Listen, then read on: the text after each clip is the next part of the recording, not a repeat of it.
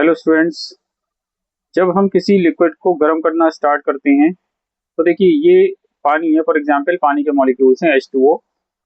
तो हीट को एब्जॉर्ब करने के बाद धीरे धीरे एक ऐसी स्टेज आ जाती है कि सरफेस पर लिक्विड के सरफेस से जो उसके मॉलिक्यूल हैं धीरे धीरे सरफेस को छोड़कर हवा में या अपनी सराउंडिंग्स में आसपास को मूव करने लगते हैं। देखिए ये एक लिक्विड, मैंने एक एग्जांपल दिया है, धीरे धीरे इसने लिक्विड सरफेस या पानी के सरफेस को छोड़ा और ऊपर या कहीं भी साइड में उठना स्टार्ट कर देता है। तो ये आपको ध्यान रखना होगा कि जब हम किसी लिक्विड को गर्म करते हैं तो उससे क्या होता है। आपने देखा होगा जब हम पानी गर्म करते हैं या उबालते हैं तो एकदम से नहीं उबलता, थोड़ा टाइम लेता है। हल्की हल्की से उसमें हिसिंग साउंड या सनसनाहट की आवाज आती है। धीरे धीरे वो स्टार्ट तेजी से स्टार्ट होने लगती है आवाज, और फिर गुड़ुक गुड़ुक या बुड़बुड़ की आवाज शुरू हो जाती है। इसको हम पानी का उबलना कहते हैं, that is bubbling.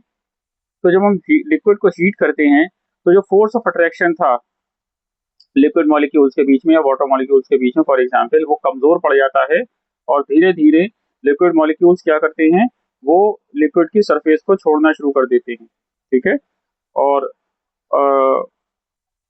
The whole liquid, कुछ टाइम बाद ऐसा आता है कि पूरे लिक्विड के मॉलिक्यूल्स में ये प्रोसीजर शुरू हो जाता है और इसको बबलिंग कहते हैं।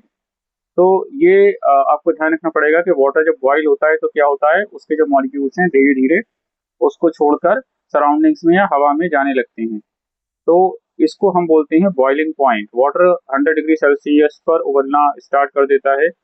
अब यहाँ दो बातें हो जाती हैं। पहला, बॉइलिंग, जब हम पानी को चूल्हे पर या गैस बर्नर पर रख के गर्म करें फॉर एग्जांपल, तो इसे पानी का उबलना या बॉइलिंग बोलते हैं। और इसमें जो प्रोडक्ट बनता है वो स्टीम, यानी कि ये बहुत गर्म होती है स्टीम, इससे हाथ पे छाले पड़ जाते हैं। लेकिन नॉर्मली हमारे आसपास हर मौसम में, जाड़ा गर्मी बरसात में, पानी इवापोरेट होता रहता है, यानी कि वाटर जो है लगातार सॉलिड से गैस स्टेट में कन्वर्ट होता रहता है। गर्मियों में ज़्यादा होता है, जाड़ों में थोड़ा कम। तो जब हम बात करते हैं इवापोरेशन की तो उससे वाटर वेपर बनती है।